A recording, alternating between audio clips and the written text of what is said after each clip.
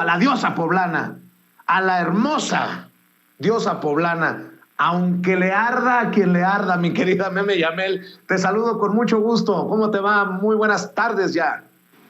Muy buenas tardes, mi querido Vicente, mi querida Cecia, don David, a mi Ramiro, a Toñita, toda la familia Sin Censura, toda esta bonita audiencia. Muchas gracias por todo el cariño, de verdad que amor con amor se paga, eso siempre me queda claro y sobre todo desde aquí, desde Sin Censura. Un abrazo bien grande. Gracias, mi querido Ramiro, sensei, maestro. ¿Ya estás listo para dejar la víbora chillando? Siempre nací listo, papi. Vamos a echarle chingadazos. Saludos. Órale. A Meme. Oigan, por cierto, ahí lo voy a poner sobre la mesa para empezar, para que vean que los quiero, los admiro, los respeto, los escucho.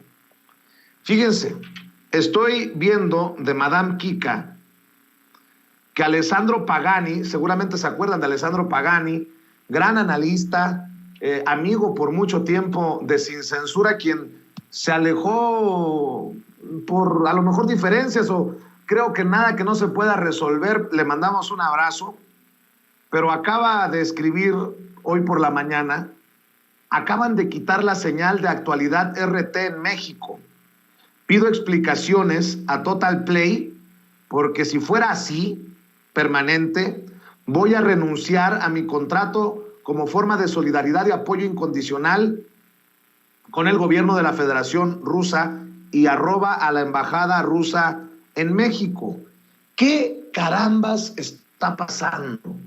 Y les pregunto porque yo no he escuchado censura a algún medio afiliado al gobierno de Estados Unidos como La Voz de América, The Voice of America, VOA, que definitivamente es un medio del gobierno de Estados Unidos. ¿Qué está pasando con esta censura? Veo a Jorge Ramos transmitiendo ya desde Polonia. Veo a un reportero, ¿cómo se llama?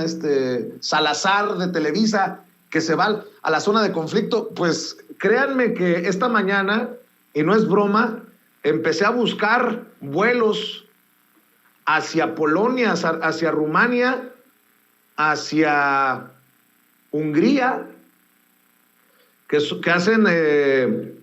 tienen frontera con Ucrania, en esa zona del conflicto, y estoy pensando seriamente en lanzarme o en lanzarnos, porque me parece muy delicado que el mundo solo se esté informando, o que llegue un momento en que el mundo sea informado con una visión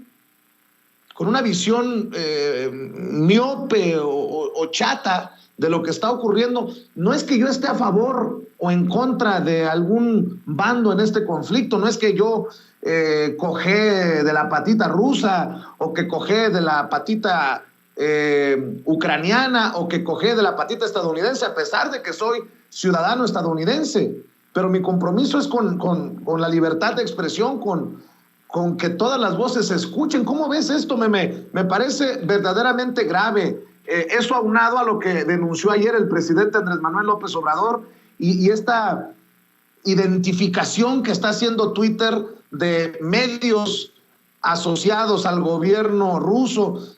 Pues, está cabrón, por donde la veas, está cabrón. A mí lo que me parece muy lamentable, Vicente, y es lo que de hecho platicaba con Alina y platicaba también con Orleris Ortiz, que ella es una youtuber venezolana, es que aquí en México se indignan mucho cuando el presidente Andrés Manuel López Obrador señala las mentiras de la prensa y sienten que los están atacando y que los están estigmatizando y por cualquier cosa acusan al presidente que los quiere callar, ¿no? Que intentan manejar esta narrativa de que el presidente Andrés Manuel López Obrador, cuando menciona los errores de la prensa, es porque quiere callarlos y que ya no hablen.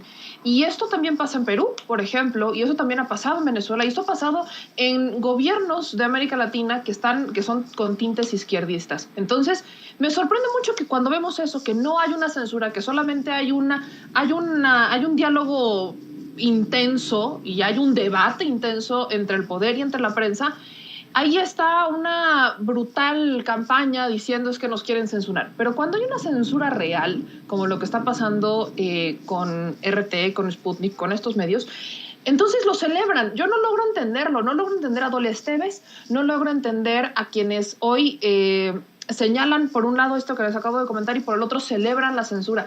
Simplemente no lo logro entender. A estas alturas, si queremos ser completamente honestos, en México varios medios de comunicación tendrían que tener este distintivo en donde dice financiados parcialmente por el gobierno de México. Y no solamente hablo del Canal 11, o sea, no hablo de los canales del gobierno, hablo del Universal, hablo del Financiero, hablo de Televisa, hablo de todos estos gobiernos que reciben un presupuesto del gobierno federal. Deberían de tener en alguna parte este medio es parcialmente financiado por el gobierno de México.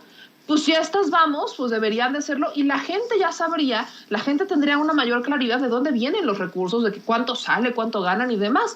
Entonces, creo que eso sería algo extremadamente positivo si nos queremos ver parejos, pero sabemos que eso no va a pasar porque a la prensa, a la prensa occidental, ya ni siquiera podemos decir de México, lo que no le gusta es que le señalen los errores, no le gusta que señalen su falso discurso, su doble moral, no les gusta que señalen que no son perfectos y que no tienen la verdad absoluta porque eso les resta poder. O sea, hay que entenderlo de esta manera. Si la premisa es que la información es poder, quien controla la información controla el poder y controla a las masas. Y eso es algo que ha hecho Televisa, y eso es algo que ha hecho TV Azteca, y eso es algo que han hecho los grandes medios de comunicación en el mundo. Al controlar la información, al controlar las narrativas, tienen el control de las masas. Pero cuando vemos que existen gobiernos que empezaron a combatir eso y que empezaron a desmontar estas redes de información que ellos habían construido como si fueran las únicas y las más poderosas, vemos que empiezan a atacar. Y creo que eso es el ejemplo que estamos viendo sobre todo en México y América Latina. En el caso de Estados Unidos, yo creo que lo único que hemos mencionado, y tú lo sabes mucho mejor que nosotros, es que creo que lo único que le puedo reconocer es el manejo de medios a Estados Unidos, porque al menos la gente sabe quién es quién. O sea, sabe que si va con Fox, sabe que le tira, sabe que si va a CNN, sabe a qué le tira. Y al final la gente ya tiene una apertura de decir, bueno, ya sé que este es un medio republicano o este es un medio demócrata. Ya lo saben y nadie se ofende, nadie se molesta, nadie se siente como si lo hubieran quitado a algo, como, no sé, o sea, al final creo que todo el mundo está en ese sentido y creo que es lo único que tendríamos, si queremos verlo de esa manera, copiar de algún sentido, porque la gente tiene derecho a saber y a generarse un criterio propio. Y con esta censura y con esta celebración, aparte de demostrar la doble cara de los periodistas, sobre todo hablemos de los mexicanos, lo que estamos quitándole a la gente es la posibilidad de generarse un criterio propio, es la posibilidad de tener un panorama amplio de lo que está pasando y de decidir y de tener una opinión propia y no la opinión que quieren capitalizar estos poderes a través de la prensa. Creo que el sentido del debate tendría que ir ahí y creo que valdría mucho la pena insistir en cuándo en México nos vamos a quitar la máscara, cuándo vamos a quitarnos este doble discurso que a muchos les ha molestado siquiera que se mencione. Querido Ramiro, está muy cabrón y hablo en serio y veo que la gente afortunadamente nos respalda si así lo decidiéramos, como lo hemos hecho en diferentes coberturas, pero sí, yo voy a revisar cuáles son los requisitos para poder viajar a estos países, porque pues hay un compromiso con la verdad, no solamente hacia México, no solamente hacia Estados Unidos, por los paisanos, por los latinoamericanos que viven allá, sino al mundo, ¿no? O sea, no puede ser posible que en la Unión Europea estén bloqueando o estén planeando bloquear, no lo sé todavía, lo publicó El País, que estaban planeando bloquear la señal de Sputnik y de RT. Lo mismo acá, y con lo que reporta Alessandro Pagani, me quiero imaginar, quiero pensar que los que tienen Total Play sufrieron un percance temporal y que no sea una censura ya también en nuestro país de la señal de RT. Pues, ¿a qué hora nos vamos? Tú dices.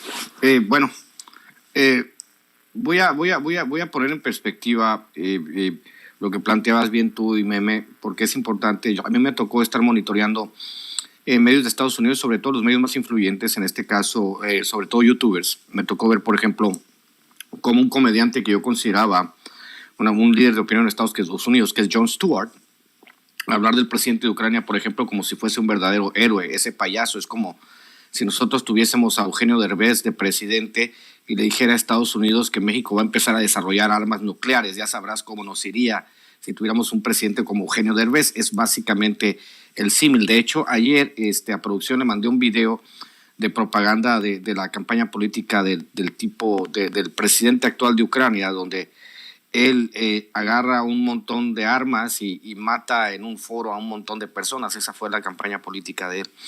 Pero en general, ahí sí puedo discrepar un poco con Meme. En Estados Unidos, el hecho de, como decía Noam Chomsky, porque aquí es importante, muy importante, porque tiene que ver, por ejemplo, con los estamentos ideológicos que construyó Samuel Huntington, anunciando el futuro de las guerras, en este caso el choque de civilizaciones. Pero también Noam Chomsky en Manufacturing Consent, la manufacturación del consentimiento, pues habla precisamente de cómo las víctimas se van categorizando. En este caso, ayer mismo se hablaba de las pobres víctimas de cabello rubio y ojos azules, ¿no? Entonces, en Estados Unidos, desgraciadamente, esto que se llama la creación del sentido común o el establecimiento de ciertos criterios hacia ciertos eventos, pues está bastante bien desarrollado a través de las generaciones. Los aparatos de propaganda de los Estados Unidos son bastante sofisticados para desarrollar este tipo de estrategias mediáticas que impidan que la gente vaya conociendo la verdad. En este caso, pues como plantean lo que ha pasado con RT, lo que ha pasado con Sputnik, lo que ha pasado con todas las agencias noticiosas rusas, que empezaron a tener alcance, pues obviamente pues hay que censurarlas para contar una sola parte de la historia, ¿no? Así lo dijo la escritora nigeriana Chimamanda Adichie, esa parte del peligro de una sola historia. Para las personas que no lo sepan, pueden buscar en internet El peligro de una sola historia de Chimamanda Adichie. Ella explica más a fondo cómo funcionan estas circunstancias. En el caso en particular de nosotros, de los mexicanos, que al menos hemos librado esta censura que se da en Europa, que se da en Estados Unidos, vamos entendiendo. De hecho, como te digo, en Estados Unidos hasta las personas más, porque realmente en Estados Unidos la izquierda no existe la extrema derecha, la derecha y el centro. Pero hay personas que piensan que, por ejemplo, un tipo como Bernie Sanders es de izquierda, lo que es un total despropósito. Pero sí es divertido y a la vez no tan divertido, digamos, pero sí un poco escandaloso que personas como Jon Stewart, Kyle Kulinski, muchos de ellos, de los youtubers que supuestamente son de izquierda, hablen del conflicto de Ucrania con Rusia desde la perspectiva de los Estados Unidos sin tener siquiera un asomo de autocrítica. El único que ha hecho algo al respecto y que está haciendo son los periodistas Aaron Mateo, un periodista canadiense, Jimmy Dore, que han estado estudiando el tema porque son expertos en esto, ¿no? Y han estado hablando precisamente desde una perspectiva mucho más neutral, desmintiendo las fake news que se han generado en torno al conflicto armado. Entonces, en general, sí es extremadamente difícil que en Estados Unidos se pueda tener una opinión objetiva porque todo está construido. O sea, hay digamos, un sistema neurálgico donde las compañías armamentistas probablemente sean dueñas de muchos medios de televisión, de medios de comunicación, y estas compañías armamentistas pues estén simplemente buscando avanzar su agenda. Hay que recordar que Estados Unidos en los últimos 40, 50 años o después de la Segunda Guerra Mundial ha estado inmiscuido en cerca de ha habido como 250 conflictos en el mundo y Estados Unidos ha estado inmiscuido en 200. O sea, solo en 250 no ha estado inmiscuido Estados Unidos. Entonces, hay que entender que esa parte es extremadamente difícil de aceptar. Nosotros como mexicanos, de repente, pues tenemos muchos cachorros del imperio. Lo hemos visto a través de Twitter. Hemos visto al imbécil de Calderón defendiendo Ucrania cuando él provocó una guerra a gran escala en México, ¿no? En la zona del Donbass, por ejemplo, han muerto 14,000 rusos. En México, gracias a Calderón, y casi en el mismo periodo de tiempo han muerto más de 200,000, para que se den una idea. Entonces, la crisis humanitaria mexicana es 10 veces mayor a la crisis que atraviesa Ucrania, por ejemplo, y los panistas se quieren lavar el trasero con esto, pero no, sí, ya tienen el culo sucio estos cabrones. Pero te digo, sí, esta parte es importante obviamente va a ir Jorge Ramos a esa área y van a ir todos ellos. Estamos esperando que llegue Loret de Mola, ¿no? A cubrir como corresponsal de guerra, la guerra a Ucrania. Pero pues Jorge Ramos es otro cachorro del imperio. Hay que recordar que Telemundo, Univisión y CNN son brazos ideológicos de la extrema derecha norteamericana, nomás que lo hacen en español. Entonces, ¿qué tan confiables pueden ser? Pues ahí está el ejemplo de Leoncito Krause cuando entrevista al colombiano y hace el ridículo. Básicamente, cuando empieza un conflicto armado, la primera víctima es la verdad, mi querido Vicente. Así es. Y bueno, hablando de conflictos, hoy el presidente Andrés Manuel López Obrador, híjole, dice que a los conservadores no les resulta nada y destapa a Chumel Torres, sí, así como escuchó, a Chumel Torres como el nuevo ideólogo del conservadurismo. Bueno, si Ucrania tiene a un excomediante como presidente, pues, ¿qué tanto es tantito, mi querida Meme Yamel? Yo, o sea, cuando el presidente menciona a Chumel, yo sí digo, ay, Dios mío, siento, y lo digo honestamente, creo que entiendo, y lo repito, entiendo el por qué lo hace el presidente, como miren a quién, o sea, miren a qué árbol se están refugiando, ¿no? Como para exhibirlos. Pero honestamente, o sea, sabemos que muchos de los que golpean al presidente lo hacen para que los volteen a ver. Y creo que es el caso de Chumel Torres, porque crítica inteligente no tiene, ni siquiera crítica y ni siquiera inteligente. Él no es periodista, es un comediante. Entonces, darle tanta importancia a un comediante del cual se están agarrando algunas personas en México, creo que es algo bastante lamentable. Darle difusión, o sea, Chumel Torres a mí me tiene bloqueadísima en Twitter, pero vaya, si usted se mete a su Instagram así por puro morbo, él está re feliz con lo que está pasando, le está celebrando, Meme, porque obviamente están volteando a verlo. Y lamentablemente es darle mucho foro a una persona que desde mi perspectiva, pues no vale la pena. Ahora, bueno, ahí te va, Meme. Si no te cuadra, si no te llena el ojo Chumel Torres, ya hay algunos que están posicionando, ahí te va. Ay, no. A Eduardo Verástegui, el actor Eduardo Verástegui, como posible personaje o líder de la derecha, del conservadurismo o del ultraconservadurismo, porque está recibiendo un papel muy importante en Estados Unidos con el círculo de apoyo a Donald Trump. No lo estoy diciendo yo, conste que se los estoy mencionando porque de esto también me alertó el doctor Alfredo Jalife, ¿eh? No, o sea, sí, y después, ¿qué vamos a hacer? Vaya, no me voy a meter en camisa de 11 varas, pero imagínese usted en qué escenario estamos. Imagínese en el escenario que estamos en donde sus mejores propuestas son Verástegui o Chumel Torres. ¿De verdad? ¿Es en serio? Perdón que sea así, pero creo que el nivel al que ha llegado la oposición mexicana, dejen ustedes que sea de lo más bajo. Creo que es un nivel, por lo pronto, humillante, o sea, sí llega a ser hasta denigrante. Y con todo respeto, yo lo he dicho siempre, todo el mundo merece estar representado, no solamente en el poder legislativo, en el poder ejecutivo, también en la prensa y en los medios que ve, cada quien, y es muy válido. Y usted véalos para que se genere un criterio propio. Pero que esos sean sus mejores gallos, híjole, pues sí me da dando penita, Vicente, la neta, ¿para qué te miento? Pero bueno. Maestro Ramiro Padilla Tondo, tú que escribes sobre estos personajes y los exhibes, a lo mejor no por nombre y apellido, pero sí en sus visiones en el pequeño Chairo Ilustrado. ¿Cómo ves? ¿O Chumel Torres, así destapado en la mañanera por el presidente? ¿O hay otros que andan hablando de este actor Eduardo Verástegui? El siempre virgen Eduardo Verástegui, que hizo un pacto de castidad con las mujeres, pero no sé si con los hombres, ¿no? En el caso de mi querido innombrable, no lo voy a nombrar para no darle importancia, coincido totalmente con Meme, en el sentido de que o sea, no puedes inmortalizar pendejos. El problema es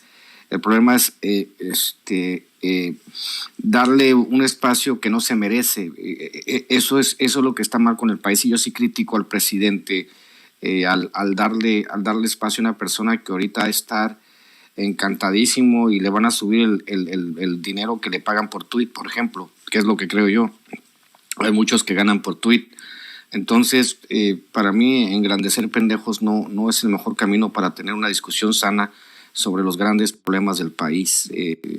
Ya lo dije yo, lo escribí en el pequeño Chairo, que obviamente hay un tema de mercado, y en ese mercado pues obviamente es igual en todos lados. No es solamente él, no es solamente este comunicador que no tiene gracia, pero son muchos comunicadores que tienen que atender un mercado. Por ejemplo, si Denise Dresser en este momento decidiese abdicar de su responsabilidad como personaje que representa a la extrema derecha y se asociara a la 4T, pues la poca credibilidad que le queda dentro del mercado de gente que piensa que tiene una ideología de derecha, pues se pulverizaría. O sea, básicamente todos ellos quedaron del lado equivocado de la carretera. Entonces, darles estos espacios me parece cuando menos un despropósito, mi querido Vicente. Para cerrar con la solidaridad con Meme, también hay que hablar de una mujer que es blanco de mucho hate, de mucho odio. Beatriz Gutiérrez Müller, la esposa del presidente Andrés Manuel López Obrador, quien hoy sí literalmente dejó la víbora chillando. Estoy buscando por aquí, no sé si ya tengan el video, confírmame, Ceci, porque el querido, ¿quién fue? Quique Legorreta, nos envió este video que es relevante. La van a atacar, pero por fin lo dijo, y lo dijo con todas sus letras. No dijo, es un honor estar con Obrador. Literal, es un honor ser Beatriz Gutiérrez Müller de López Obrador. Para que chillen los odiadores. Vea y escuche. Hoy podemos estar aquí también otro tipo de mujeres que no tenemos un cargo ni ninguna representación, ni tampoco la pretendemos, pero que estamos dignamente participando en la nueva república democrática y de derecho por la que hemos soñado desde el siglo XIX. A mucha honra, pueden decir que yo soy Beatriz Gutiérrez de López Obrador. A mucha honra. Si me dicen solo por mi nombre, también, porque ese es el que me pusieron mis padres. Soy para ustedes, como lo han escuchado, a lo mejor algunos ni lo escucharon, soy una servidora de la nación de la forma más simple y sencilla que he podido hacerlo, y si es posible que lo pueda seguir haciendo, para servir a mi país desde donde me toca, desde mi casa, apoyando comprometida. Dice Beatriz Gutiérrez Müller, yo apoyo al país desde mi casa. Y a mucha honra, Beatriz Gutiérrez de López Obrador. Ya ves, mi querida Meme, te digo que te untes vaselina, querida, porque la perra anda brava, y así como se fueron encima de ti ayer, antier, así se le van a ir encima a Beatriz Gutiérrez Müller, que la van a tachar de lo que tú quieras, después de decir, a mucha honra soy Beatriz Gutiérrez de López Obrador. Cierro con tu comentario, Meme.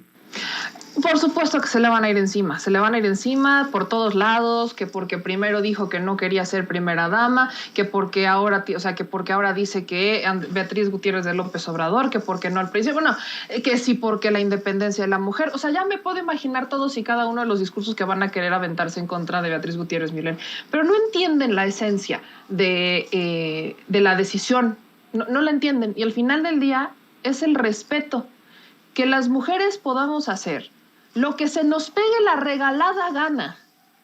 Nada más, o sea, y que nos respeten, o sea, así de sencillo. Si nosotros decidimos tomar una decisión, que si me voy a poner el apellido de mi pareja, que si sí, que si no, que si voy a ser primera dama, que si no lo voy a hacer, que se respete la decisión de una mujer. Eso es por lo que siempre hemos luchado. Y miren que estamos en el marco ya del 8 de marzo, un día que va a ser muy polémico, me lo puedo imaginar. Estamos en el marco de todo esto, y al final volteemos a ver y digamos, ¿realmente por qué estamos luchando las mujeres? Las mujeres estamos luchando porque respeten nuestras decisiones, punto, y párenle de contar. Entonces, yo le mando toda la solidaridad a la doctora Beatriz Gutiérrez Müller, porque es una mujer que tiene una carrera, porque es una mujer que toma decisiones propias, porque es una mujer que decidió apoyar a su pareja, porque es una mujer que está preparada y porque es una mujer con la que muchas personas se identifican. Y toda la solidaridad con ella y con todas las mujeres de México, porque nos han estigmatizado mucho, que si porque nos tomamos fotos, que si porque no nos las tomamos, que si porque subimos de peso, que si porque bajamos de peso, y olvidan la esencia. Olvidan lo que realmente estamos buscando, que es una equidad, no solamente en los derechos, es una equidad en que también respeten nuestras decisiones y que no se nos juzgue. ¿Por qué tendrían que hacerlo? Entonces, vaya, son tiempos interesantes en donde hay que seguir promoviendo estos discursos, que las mujeres podemos participar en lo que se nos dé la regalada gana. Si nos queremos dedicar a ser madres, si nos queremos dedicar y no ser madres, al final del día no tenemos por qué cumplir con un estigma social o con una idea social de lo que tenemos o no que hacer, porque nosotras también, como los hombres, tenemos toda la libertad de decidir. y de que se nos respete. Y es exactamente el mensaje que tenemos que estar promoviendo. Desde Sin Censura se ha promovido y se seguirá promoviendo. Yo estoy muy contenta y muy agradecida de tener amigos como tú, Vicente, como mi querido Ramiro, como Don David, como Toñito, como todos los que forman parte de esta familia Sin Censura, que son justamente promotores de esta idea de respeto y que es una situación que a pocas personas en México, y cada vez reconozco son más, pero pocas personas han logrado entender el respeto a lo que decida una mujer. La esposa del presidente, como lo han sido sus hijos, han sido atacados solamente por estar con el presidente, y esto para el presidente tampoco ha sido fácil, y creo que lo hemos visto en algunas conferencias de prensa. Ni ha de ser fácil para su familia, ni ha de ser fácil, pero han tomado una decisión como familia, y eso creo que es algo que tenemos que respetar y que tenemos que valorar, porque a nadie le gusta que se metan con su familia, pero yo veo a muchos como los Calderón, la Zavala, que no les gusta que les toquen a los suyos, pero sí andan aventando piedras al de enfrente, y son ellos los que van a misa una vez a la semana, se limpian las culpas y empiezan otra vez el conteo los lunes. Eso es lo que es lamentable, y es el doble discurso y la doble moral de muchos en este país. Mi querida Meme, si te criticaron por ponerte pantalón, te iba a recomendar que te pusieras minifalda, pero ya vi la foto que subiste a redes sociales y dije, Meme siempre me sorprende. 3 pasos adelante de su servidor, mi querida Meme. Vienen más, espérenme tantito, que haga revuelo. Mi querida Meme, ¿por qué no cerramos invitando a la gente para que te siga en redes, para que se informe al Chile todas las noches en tu canal de YouTube, y obviamente para que te siga en TikTok, en Instagram, en Facebook, en Twitter, por donde andes? Ahí estamos en todos lados como @memeyamelca. Me siguen en Instagram, en Twitter, en TikTok, en Facebook, en YouTube, en todos lados, así nos encuentran. Y aquí los miércoles con mi querido Ramiro, el pelón favorito de México, y mi querido Vicente Serrano. Entiendo por qué te pusiste colorada, mi querida Meme. Te saqué a flote con esa foto que va a ir a buscar la gente en tus redes sociales. No la vayas a quitar, por favor, mi querida Meme, para que se arda. Hasta 24 horas, yo no sé.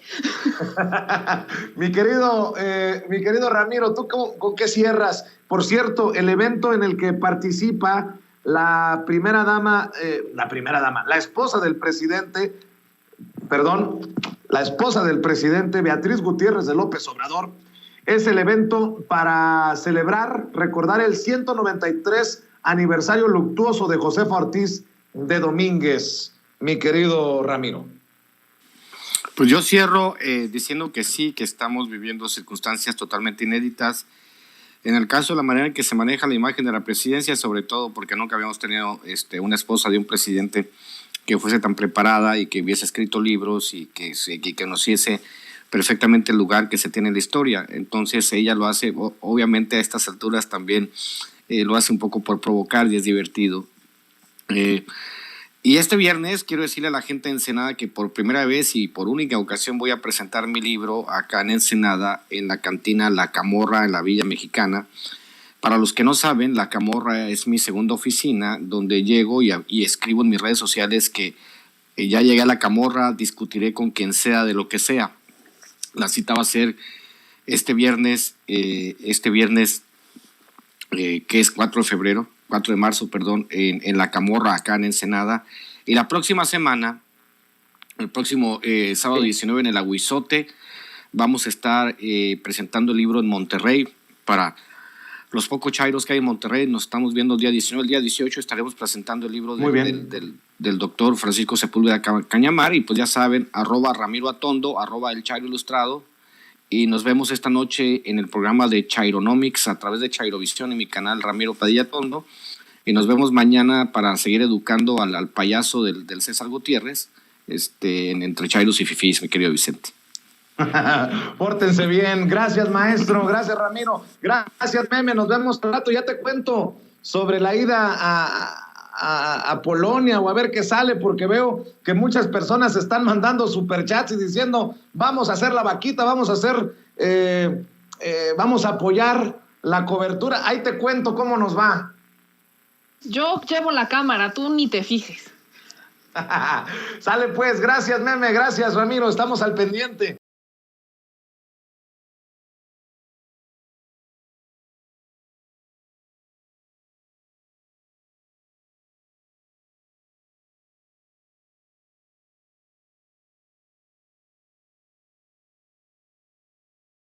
sobre estos personajes a los que nos vamos a referir. El maestro Paco Cruz, Francisco Cruz, seguramente puede hablarnos de estas acusaciones, señalamientos de Estado fallido que hacen muchos panistas, pero que estos mismos callaron cuando ocurría aquello de la guerra simulada contra el narcotráfico de Felipe Calderón y Genaro García Luna. Por eso es tan importante esta declaración del presidente Andrés Manuel López Obrador, y le voy a pedir al equipo que lo rescate. Dice primero el presidente: Calderón sabe que se robó la elección presidencial y con esto afectó a todo el pueblo. Primero eso. Escuche, vea. Buenos días, presidente. Buenos días, Elizabeth. Nancy Flores, de la revista Contralínea. Presidente, el 22 de febrero, el ministro presidente de la Suprema Corte de Justicia de la Nación, Arturo Saldívar, hizo esta declaración tan trascendental respecto de la operación de Estado que encabezó Felipe Calderón Hinojosa para encubrir todos los crímenes alrededor de este incendio de la guardería ABC. Incluso habló que Felipe Calderón era el responsable de este encubrimiento, de esta operación de Estado, así lo denominó él, porque todas las instituciones que estuvieron implicadas operaron para este encubrimiento, e incluso se presionó a tal grado a la Corte y en especial a él que llevaba esta investigación, que él temió que podrían desaparecerlo, ¿no? Él indica que le dio instrucciones a sus secretarias para guardar estos dos proyectos ya firmados, y que si él no se presentaba en la Corte a las 8:30 de la mañana del siguiente día, lo dieran a conocer a la prensa y además lo bajaran al Pleno. En toda esta operación de Estado se hizo, dijo el propio ministro presidente, para encubrir a Margarita Zavala, la entonces primera dama y esposa de Calderón, y cuya prima era una de las dueñas de esta guardería ABC. Es muy trascendental esto, presidente, porque sabemos que el gobierno de Felipe Calderón fue un gobierno criminal. Incluso el juicio social ya ha calificado a este expresidente como un asesino por todo lo que tiene que ver con la guerra contra el narcotráfico, pero también lo es por este caso de la guardería ABC. Se impidió que los niños, los sobrevivientes, viajaran a Estados Unidos a recibir la atención médica que tanto necesitaban con tanta urgencia, y se les trasladó a otros hospitales aquí en México, cuando todos sabemos cómo estaba el sistema sanitario mexicano por los suelos. Entonces, la pregunta, presidente, es si su gobierno podría acompañar esta denuncia pública que ya hizo el ministro presidente y proporcionar todas las pruebas que aún existan en los archivos de las diversas instituciones federales que participaron en esta operación de Estado, para entregarlas a la Fiscalía General de la República y por fin se juzgue a este criminal, a Felipe Calderón, que orquestó toda esta operación de Estado, y se haga justicia para estos 49 bebés que perdieron la vida y para los otros 104 que sobrevivieron al incendio, y muchos de ellos con daños a su salud irreversibles por esta falta de atención médica. Yo ya fijé mi postura desde hace tiempo, desde que tomé posesión. Dije de que yo no iba a presentar ninguna demanda, ninguna denuncia en contra de los expresidentes, que solo si la gente lo demandaba, lo exigía en una consulta que se llevó a cabo, y aun cuando la mayoría sí pidió que se abrieran estos juicios, no se obtuvieron los votos suficientes.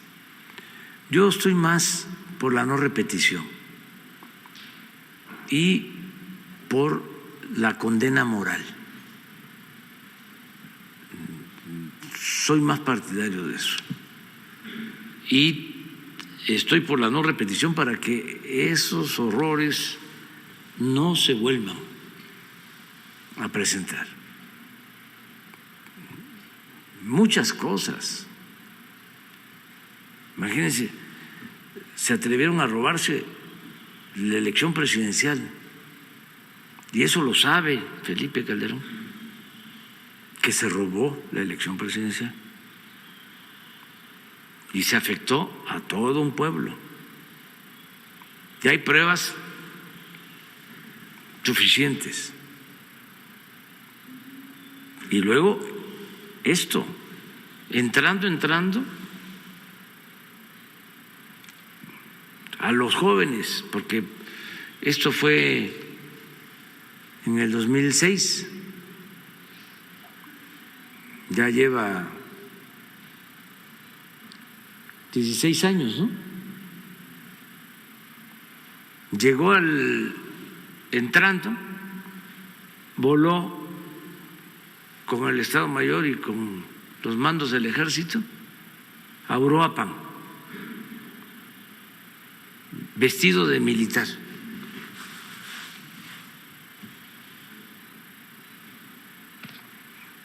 Una chamarra, un chaleco que le quedaba hasta grande y todo. El que era gobernador en ese entonces dice que estaba esperándolo en el aeropuerto y no lo veía porque todo era verde. Todos estaban vestidos de verde y como el secretario de la Defensa de ese entonces era grandote,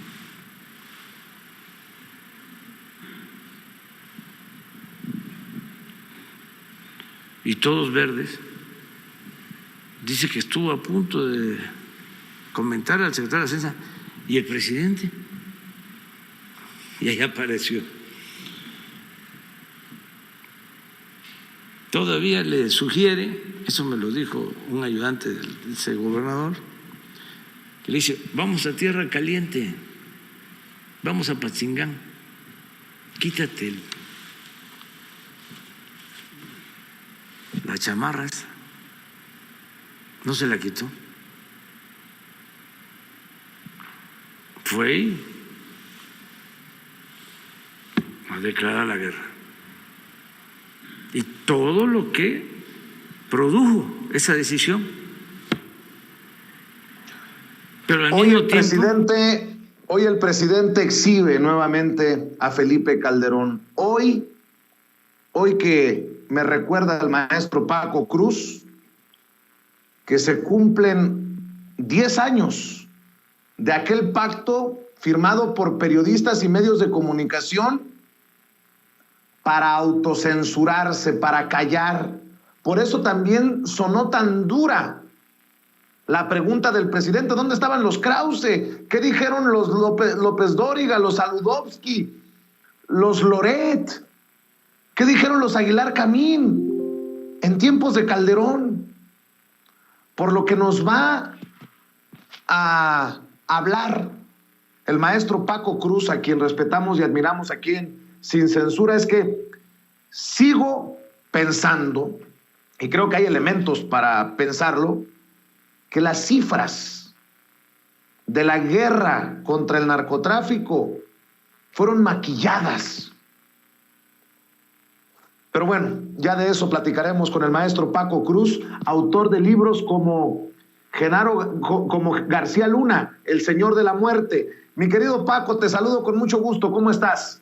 Vicente, ¿cómo estás? Buenos días. Muy bien, muchas gracias. Y mira, ve cuánta información de Sandra Cuevas, de Sandra Cuevas, que es el reflejo de lo que es el PRD, ¿no? Un partido desdibujado pero corrupto. Un partido desdibujado pero populista, protegido nada más que por Jesús Zambrano, que fue uno de los hombres más cercanos a Felipe Calderón, que entramos con eso, ¿no? Entonces, dice Sandra Cuevas que se va a caer el teatro, el montaje a partir del día 14 de marzo. No, la verdad es que ya se le cayó inmediato. Solo ella no vio los balones, pelotas, lo que hayan sido, ¿no? Los videos circulan ampliamente con los 500 pesos. El teatro ya se le cayó. Pero mira, la verdad es que cuando entras al terreno de Felipe Calderón, de la forma que llega al poder, que es un gran fraude patrocinado por empresarios, patrocinado por Genaro García Luna, que pone toda la Agencia Federal de Investigaciones al servicio de Calderón e infiltra a todos los movimientos opositores y a todos los partidos políticos. Es un gran fraude del Instituto Nacional Electoral, que allí lo tenemos, que siguen las mismas, ¿no? Ahora tratando de boicotear la consulta popular de abril. Está Vicente Fox, que lo ha reconocido. Mira, qué mayor crimen. A declaraciones, el relevo de pruebas ya. Él ha dicho, Felipe Calderón es presidente por mí. Claro, él empezó a polarizar a la sociedad, él manipuló muchas situaciones y luego está la prensa que lo validó. Está la prensa, mira, cuando hacemos una retrospectiva, Calderón tiene los niveles de asesino de Gustavo Díaz Ordaz, que ya la historia los condenó. De Luis Echeverría Álvarez, otro asesino en la presidencia, ya la historia lo condenó.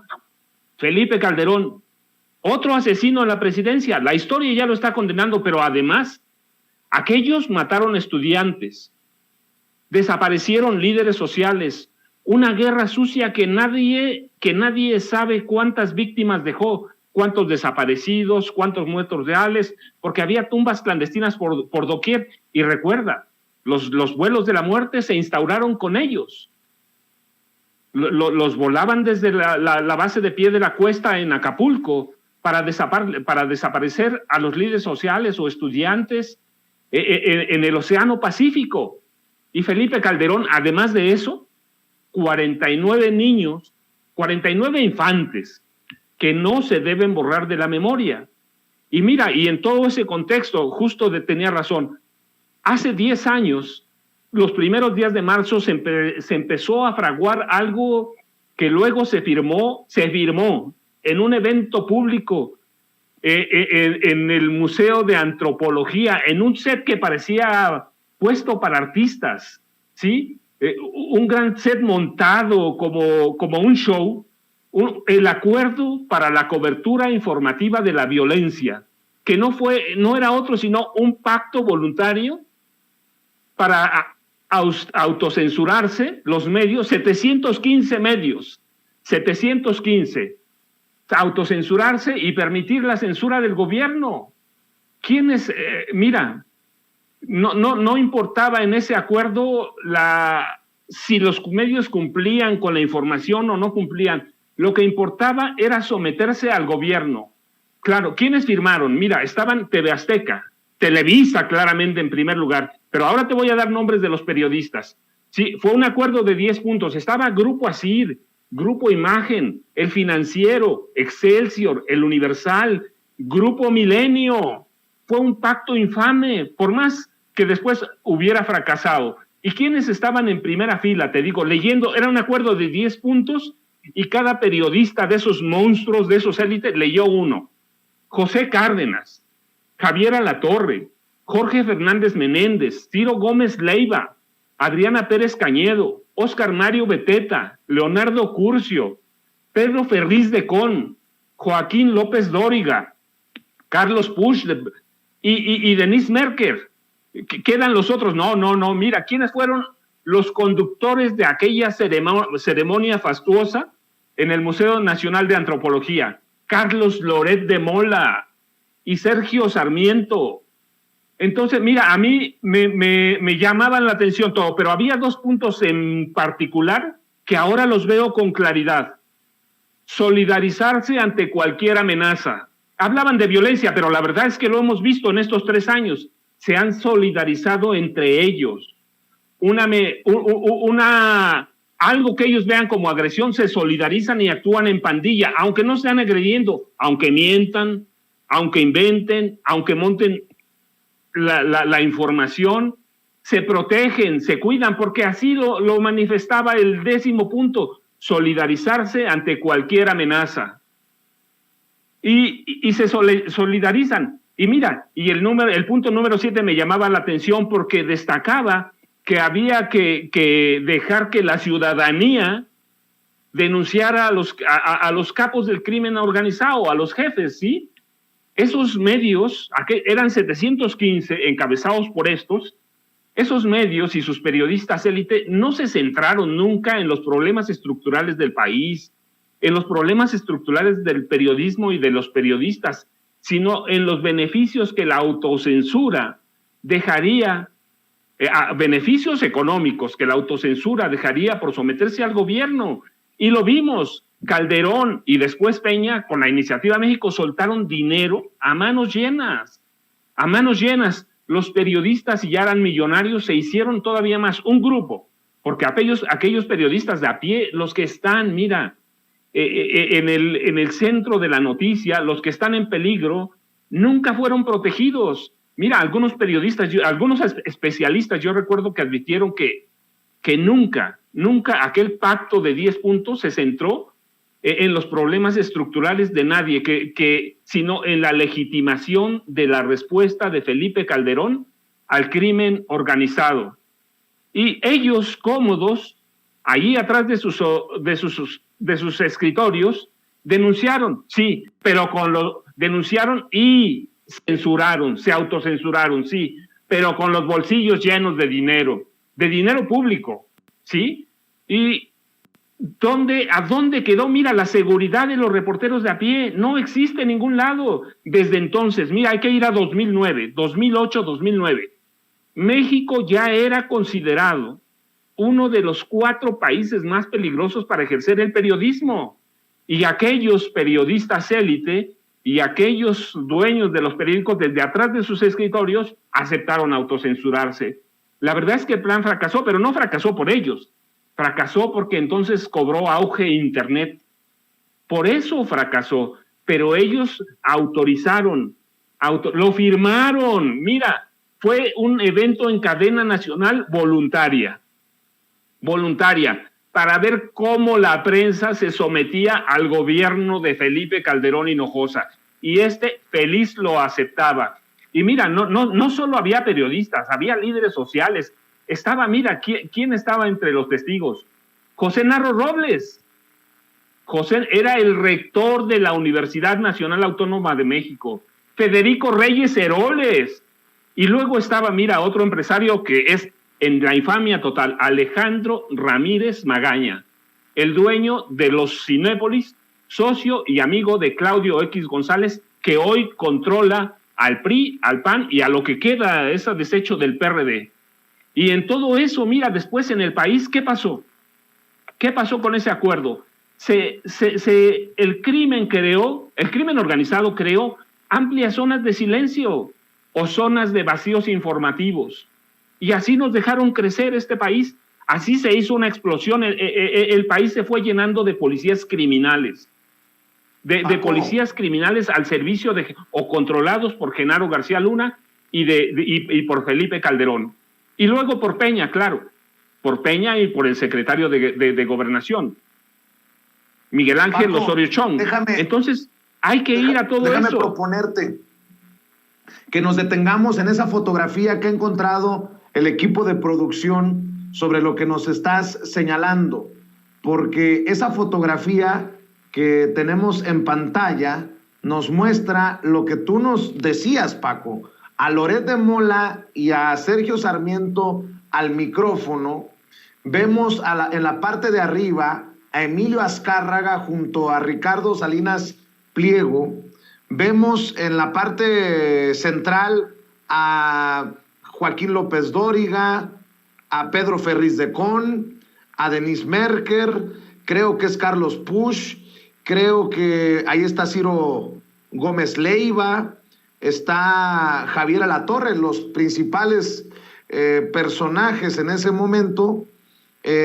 Estoy viendo estas fotografías que nos están compartiendo en el equipo de producción y debo de mencionar, porque estoy haciendo también, mientras tú nos estás dando tu comentario, Paco, estoy haciendo una revisión de tweets. Gabriela Warkentin, hoy en W Radio, escribió aquel 24 de marzo de 2011. En el Auditorio Nacional se lanza el Acuerdo para la Cobertura Informativa de la Violencia e Iniciativa México 2011. Oscar Mario Beteta, uno de los hombres que más recibió dinero en publicidad oficial en tiempos de Peña Nieto. Excelente jueves. Hoy vamos a estar presentes en la Iniciativa México 2011, Acuerdo para la Cobertura Informativa de la Violencia. Para ir hablando a lo que estás diciendo, querido Paco, y disculpa que te moleste y que te haya interrumpido, pero era importante que los compañeros ya habían encontrado algunas fotografías de esto que nos estás relatando.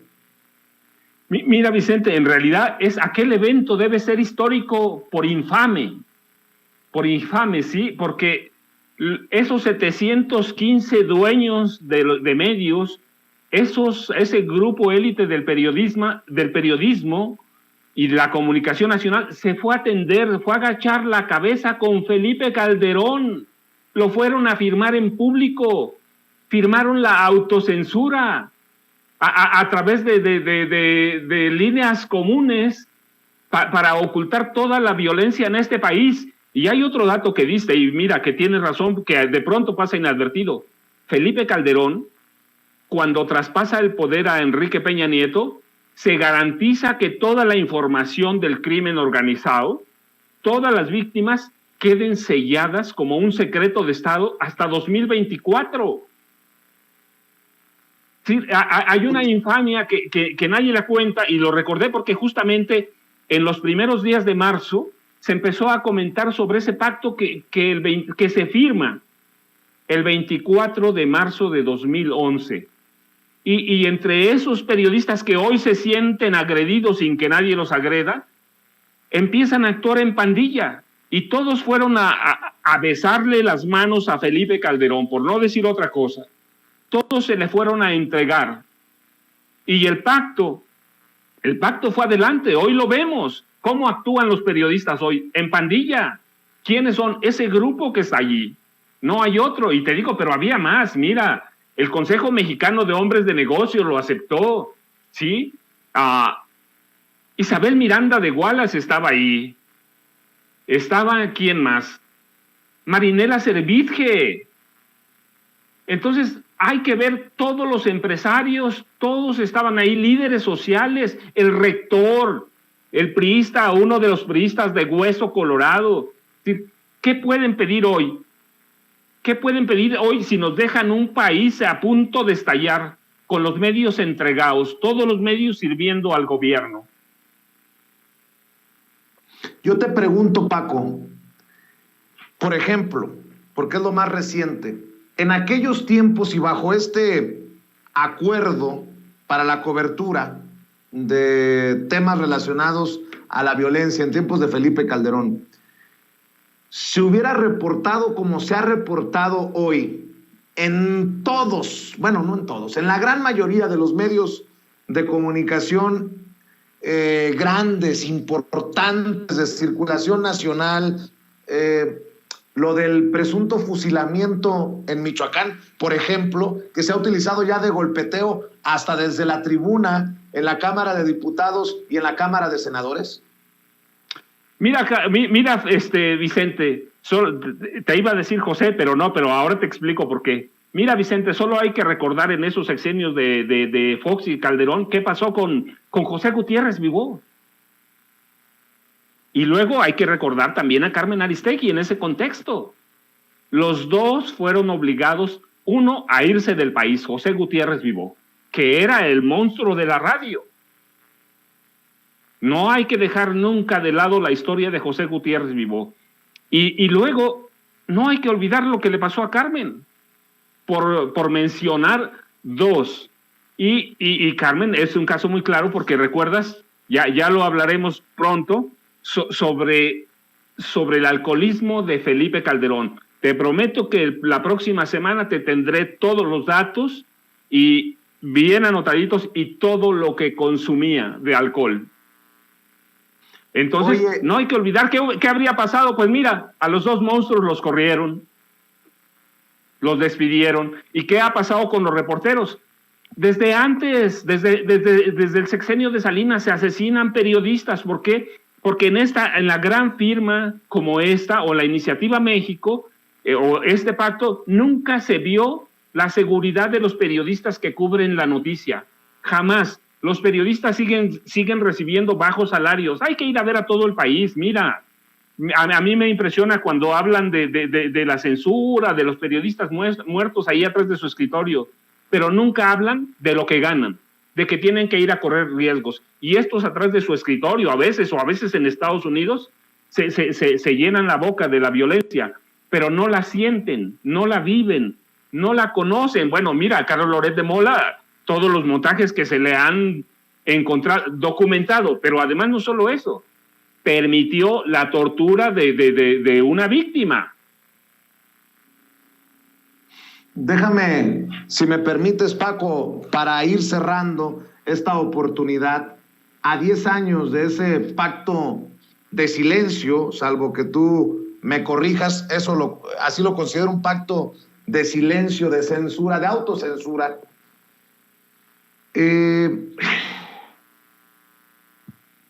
¿Cómo entender, cómo digerir que esos que firmaron un pacto de silencio con Felipe Calderón hoy sean los que se concatenan para el golpeteo un día sí y el otro también de Andrés Manuel López Obrador como presidente de México?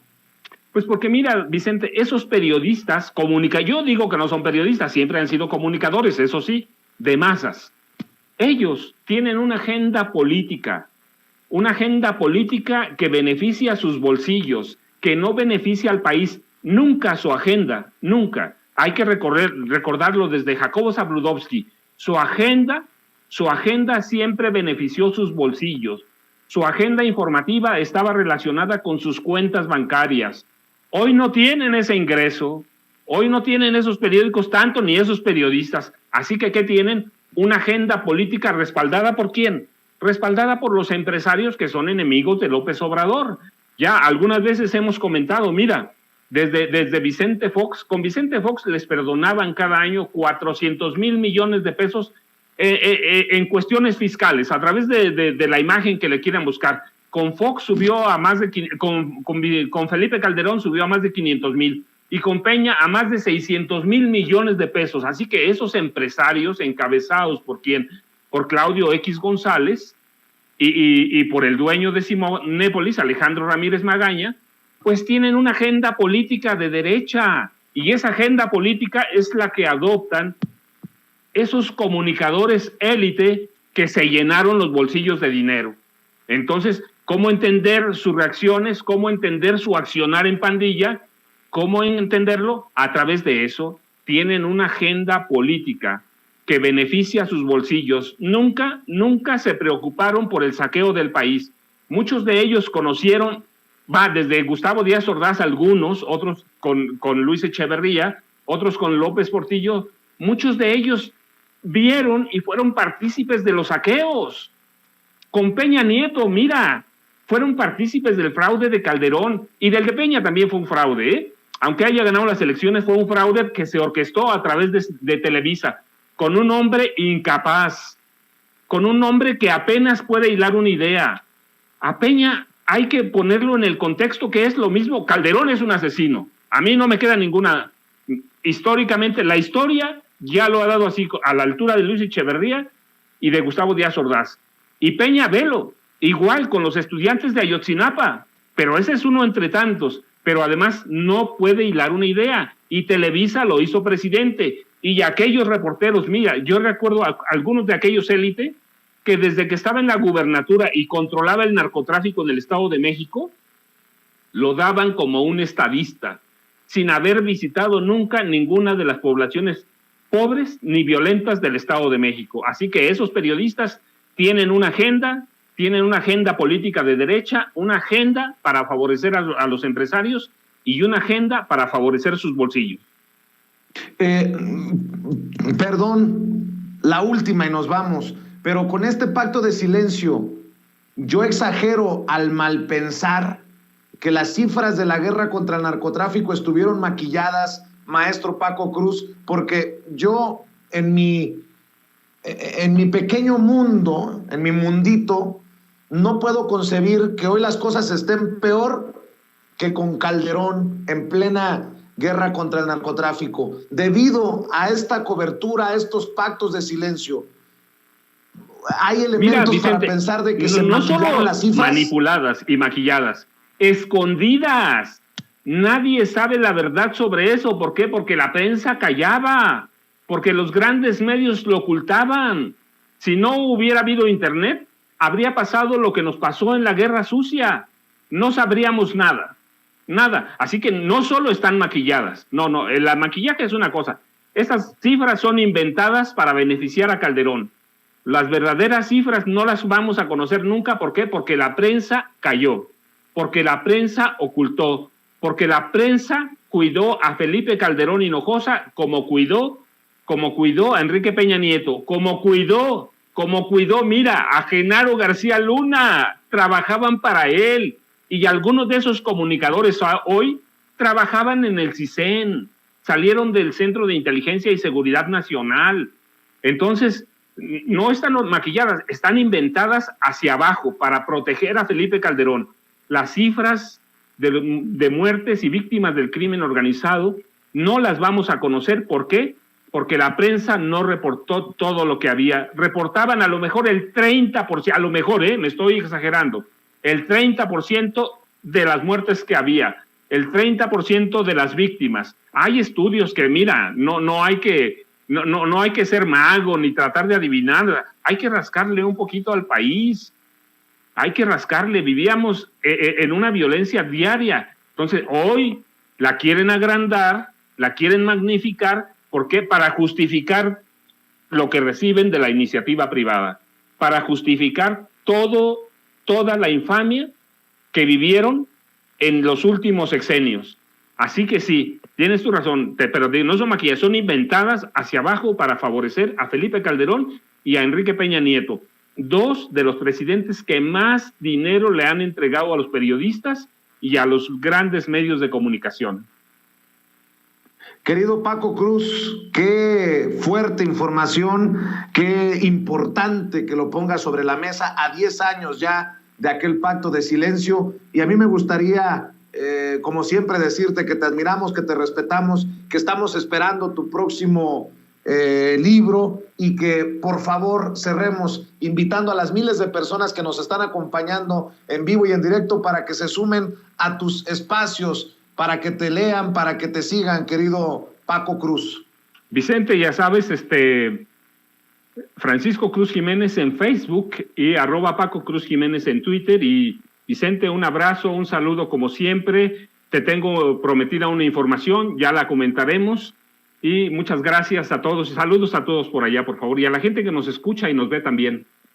Muchas gracias. Es Francisco Paco Cruz. Queda comprometido con la información ahí sobre Felipe Calderón y su alcoholismo, su nivel de alcoholismo, que creo que también es importante para entender a dónde nos llevó como país cuando estuvo en el poder por 6 años.